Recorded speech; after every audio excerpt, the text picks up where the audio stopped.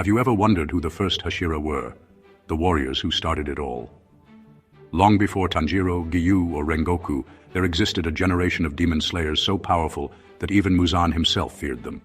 Their story takes us back hundreds of years, to Japan's Sengoku Era, a time of warlords, chaos, and endless bloodshed.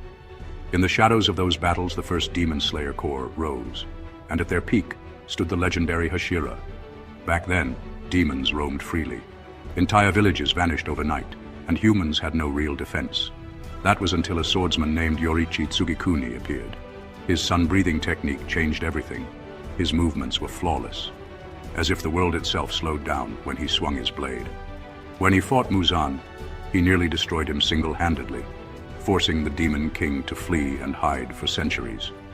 Yoriichi's skill awakened the Demon Slayer marks in others, symbols that granted superhuman strength, reflexes, and endurance, but also came with a curse.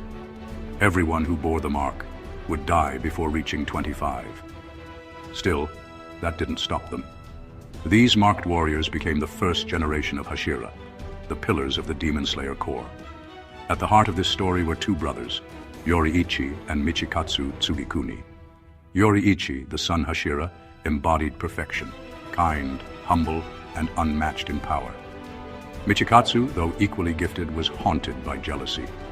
Unable to surpass his brother, he created moon breathing, a beautiful but deadly counterpart to the sun. Michikatsu's thirst for strength led him down a dark path. He accepted Muzan's blood and became Kokushibo, Upper Moon One. Even as a demon, he retained his swordsmanship, a tragic reminder that his desire to be Yoriichi's equal cost him his humanity. While Yoriichi and Michikatsu are the only two confirmed by name, the Corps did not rise with just two men. The Demon Slayer organization was vast, and those early Hashira forged the elemental breathing forms that shaped history. The flame Hashira, often believed to be an ancestor of the Rengoku family, burned with the same spirit that Kyojuro would one day inherit. He was known for his fierce combat style and indomitable courage, a warrior whose flames were said to burn hotter with every battle. His name is sometimes passed through family scrolls as Enjuro Rengoku, the first to perfect flame breathing. The water Hashira represented the opposite, calm, fluid, and precise. He flowed like a stream, adapting to every opponent's rhythm. Legends describe him as Yusuke Mizuhara, the silent river, a master whose sword never missed its mark. His breathing techniques laid the foundation for what would become water breathing, the same style later used by Gyuu Tomioka. Then there was Kazuyoshi Iwamoto, the first stone Hashira. Massive and unyielding, he was said to wield a blade that could cleave through boulders. His body endured wounds that would have killed ordinary men. He was the Corps' shield, a protector who stood between demons and the defenseless. Shin Kaminari, the Thunder Hashira, was another legend. His movements were blinding, his sword strikes like bolts of lightning. He was said to appear and vanish in a flash, ending battles before his enemies even realized they had begun.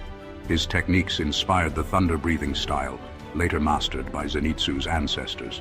And finally, Hayate Takeshi, the first wind Hashira, wild and unpredictable as a storm. His fighting style was fast, relentless, and untamed, slicing through demons with the force of a tempest. He represented freedom, never still, never yielding. Each of these Hashira carried the essence of their element. Together, they stood as Yoriichi's strongest generation, the ones who drove Muzan underground and restored a fragile balance to the world. The Sengoku Hashira were unlike any that came after them. Nearly all of them bore the Demon Slayer marks, granting them inhuman speed and reflexes. Kokushibo himself admitted that these early warriors fought at the very limits of human ability, but their strength came with tragedy. The curse of the mark ensured they lived short, brilliant lives, burning like stars that shone fiercely before fading away. As time passed, new generations inherited fragments of their techniques, though none could fully replicate the power of the originals. By the Taisho era, the time of Tanjiro and his friends, those original warriors had become myths. Yet their legacy endured in every form of breathing that survived. Every slash, every movement, every blade technique carried a trace of Yoriichi's sun and the mastery of those first pillars. They weren't just fighters. They were visionaries who turned fear into strength and chaos into purpose. The modern Hashira fight with the same will, but it was the Sengoku generation that carved the path they walk today.